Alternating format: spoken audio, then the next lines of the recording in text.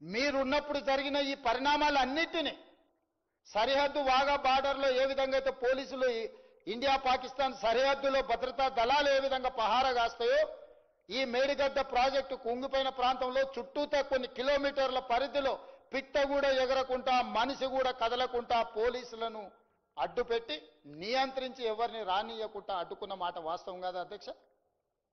ఆనాడు నేను రాహుల్ గాంధీ గారు శ్రీధర్ బాబు గారు మేము అందరం వెళ్తామంటే పర్మిషన్ ఇవ్వకపోతే ఏది ఏమైనా వెళ్ళి తీరుతామని మేము ముందుకు వెళ్ళి ప్రజలకు వాస్తవాలను కళ్ళగట్టేటట్టుగా చూపించిన మాట వాస్తవం కాదా అధ్యక్ష?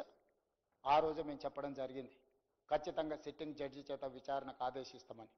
అధికారంలోకి వచ్చిన తర్వాత సిట్టింగ్ జడ్జి కోసం అడిగితే హైకోర్టు చెప్పింది సిట్టింగ్ జడ్జి లేరు, జడ్జిలు మాకే తక్కువ ఉన్నారు, మీరు కావాలంటే రిటైర్డ్ జడ్జిను అపాయింట్ చేసుకోండి అని చెప్పింది అధ్యక్ష.